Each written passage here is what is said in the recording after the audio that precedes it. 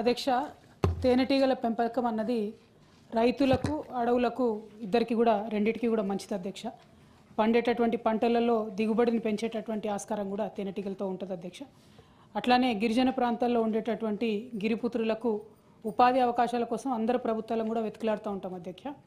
అదేవిధంగా మైదాన ప్రాంతాలలో ఇప్పుడు వికారాబాద్ లాంటి ఏరియాలో ఎక్కడైతే సన్ఫ్లవర్, ఓమ ఇవన్నీ పండిస్తారో వాటిలో ఇంటర్లేసింగ్ క్రాప్ కూడా హనీబీస్ని పెంచేటటువంటి ఆస్కారం ఉంటుంది అధ్యక్ష. ఉమ్మడి ఆంధ్రప్రదేశ్లో ఉన్నప్పుడు తెలంగాణ ప్రాంతం వివక్షకు గురై మరి ఇక్కడ హనీబీ కాలనీస్ 0 ఉండే అధ్యక్ష, కేవలం 0 ఎక్కడ లేకుండే. వాటిని తెలంగాణ రాష్ట్రంలో మనము కష్టపడి 15,000 కాలనీలకు పెంచుకోవడం జరిగింది అధ్యక్ష.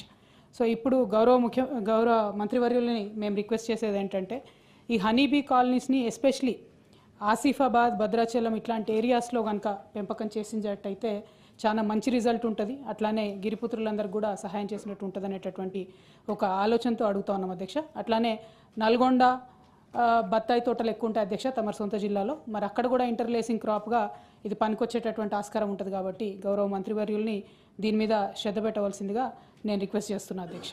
అట్లానే నేను ఇంకొక ప్రశ్న అడిగాను అధ్యక్ష, పట్టు పరిశ్రమకు సంబంధించి అంటే మల్బరీకి సంబంధించి చేయాల్సినటువంటి సాగు గురించి అడగడం జరిగింది అధ్యక్ష.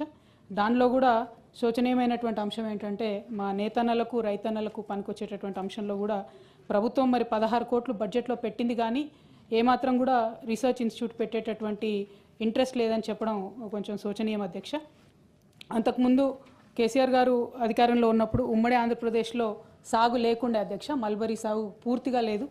దాన్ని మరి 13,000 ఎకరాలకు పెంచుకోవడం జరిగింది అధ్యక్ష.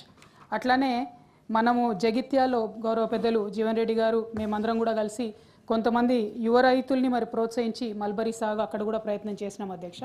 అయితే చాలా తక్కువ సంఖ్యలో వాళ్ళు ముందుకు వచ్చినారు. అక్కడ అగ్రికల్చర్ కాలేజ్ ఉంది కాబట్టి జగిత్యాల క్షేత్రంగా మల్బరీ ఈ మన సిల్క్ వామ్ రీసెర్చ్ స్టేషన్ పెట్టినట్టయితే చాలా ఉపయోగంగా ఉంటుంది అనేటటువంటిది కూడా రిక్వెస్ట్ చేస్తూ ఉన్నాం అధ్యక్ష. గౌరవ మంత్రివర్యులు దృష్టికి తీసుకురావాల్సినటువంటి మరొక ముఖ్యమైనటువంటి అంశం ఏంటంటే ఇప్పుడు ఈ సెరికల్చర్ డిపార్ట్మెంట్లో అధ్యక్ష 650 వరకు అలాటెడ్ జాబ్స్ ఉన్నాయి అధ్యక్ష. గత 15 నెలల్లో దాదాపుగా 400 మంది రిటైర్ అయ్యారు అధ్యక్ష. సో వారి స్థానంలో మన కాకతీయ యూనివర్సిటీలో అధ్యక్ష పీజీ డిప్లొమా ఉంది సెరికల్చర్లో. అక్కడ ఉన్నటువంటి పిల్లలకి ఉద్యోగాలు ఇవ్వాల్సిందిగా కోరుతా ఉన్నాం అధ్యక్ష. వాళ్ళు కూడా ధర్నాలు, దీక్షలు చేసేటటువంటి పరిస్థితిలో ఉన్నారు కాబట్టి ఈ కాకతీయ యూనివర్సిటీలో ఉన్నటువంటి పిల్లలకు ఇది ఇవ్వాలని కోరుతా ఉన్నాం అధ్యక్ష. అట్లానే ఇంకొక తమ దృష్టికి తీసుకురావాల్సింది రీలింగ్ ఇండస్ట్రీ అని ఉంటుంది అధ్యక్ష. ఆ రీలింగ్ ఇండస్ట్రీలో నుంచి మనము పట్టు తీసుకోవడం జరుగుతుంది అధ్యక్ష. మీ అందరికీ తెలుసు పోచంపల్లి, ఇక్కత్తు, గద్వాలు, నారాయణపేట వీటన్నిటికీ కూడా మనకు జిఐ ట్యాగ్ ఉంది అధ్యక్ష. ఆ జిఐ